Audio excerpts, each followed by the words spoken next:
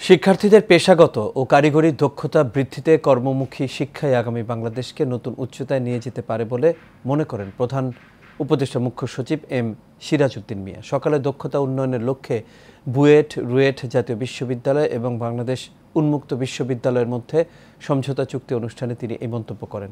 আধুনিক বিশ্বায়নে একাডেমিক শিক্ষার পাশাপাশি প্রযুক্তি হস্তান্তরের ওপর গুরুত্ব দেন প্রধান উপদেষ্টার মুখ্য সচিব। মেহরাব সুমনের রিপোর্টে বিস্তারিত।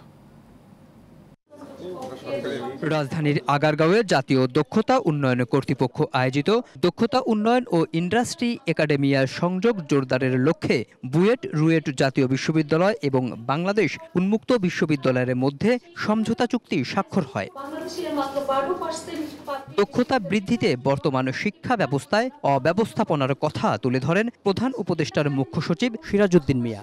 আমরা যে হারে কোয়ান্টিটেটিভ এটা আমরা বাড়িয়েছি, কোয়ালিটিটাকে ইগনোর করে যেভাবে আমরা ওই যে বললেন যে অনার্স কোর্স, মাস্টার্স কোর্স খুলেছি বিভিন্ন কলেজগুলোতে, শিক্ষক নেই, সেই ক্যাপাসিটি নেই, তারপরে সার্টিফিকেট, কিন্তু এটা তো পাশ করে যাচ্ছে, পড়াশোনা হোক আর না হোক পাশ করে যাচ্ছে এবং একটা সার্টিফিকেট পাচ্ছে।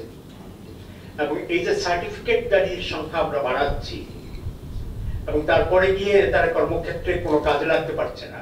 এ সময় প্রধান উপদেষ্টার মুখ্য সচিব আরও বলেন, বর্তমান চতুর্থ শিল্প বিপ্লবের বিশ্বে কর্মসংস্থান ও শিক্ষাক্ষেত্রে প্রযুক্তি হস্তান্তর উল্লেখযোগ্য উপাদান।